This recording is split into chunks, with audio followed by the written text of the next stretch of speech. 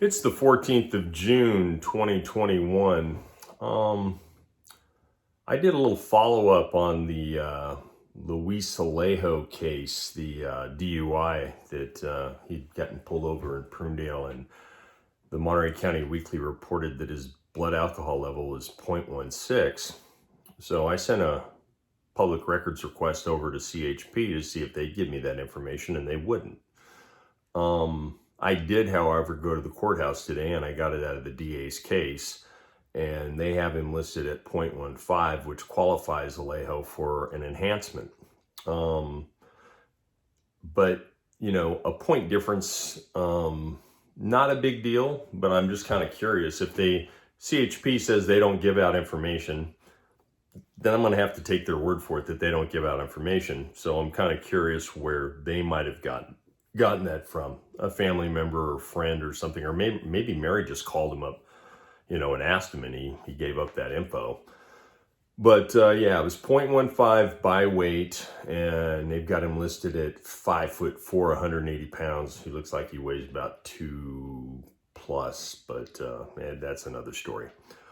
So then the other thing about the case that, I asked for a booking photo as well, because in the KSBW case or story, Felix Cortez did an interview with the woman that responded to me, the public information officer for CHP, and they stated that Alejo was booked or he was arrested and cited, and that somebody picked him up later at the CHP station on, I think it's 960 East Blanco in Salinas.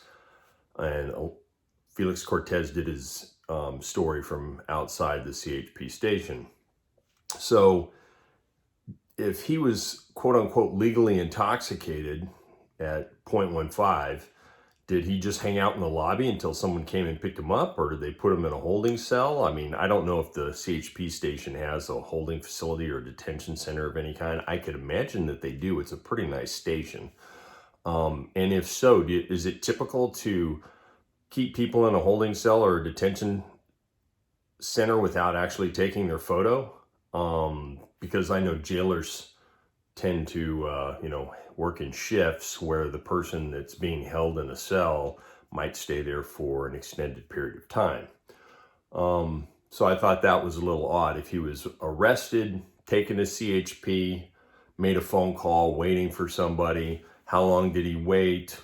Did you wait until his blood alcohol level came down to below DUI level, or did you just let him go whenever? Because Felix said that he was picked up later, so that's kind of hard to determine.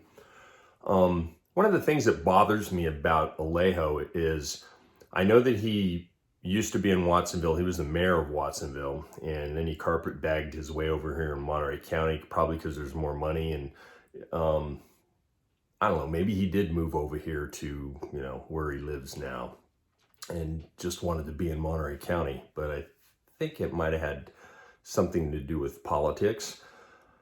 But if he was going back and forth to Watsonville when he was arrested, I drive that road once a week, both directions. I go to visit people in Santa Cruz County. And what bothers me is there are 7 shrines on the roadside. There was 3 women that were taken out by a DUI driver. They were on their way to work. There's a couple of other stories and so forth, but I counted 7 shrines on that road where people have placed crosses and the candles and the works. The one where the 3 women were killed, somebody actually threw a beer can out there, and I was like, what is wrong with people? But to be in a position of responsibility for the county and to drive while intoxicated, how many times has he driven that road and seen those shrines? I think that he needs to have a book thrown at him.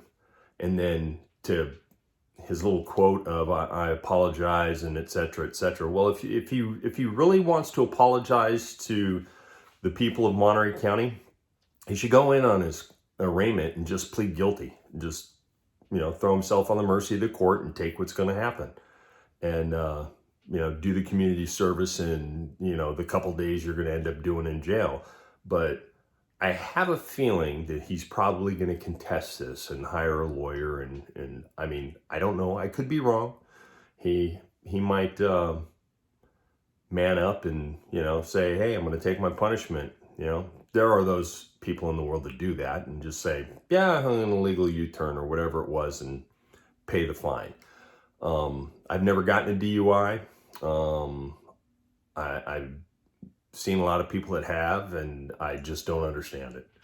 But anyways, 0.15, I'll follow this some more and see what else I can find out. But I sent a letter back to CHP in response to them sending me mine. I thank them for getting back to me, and I appreciate what they do. Peace out, everybody.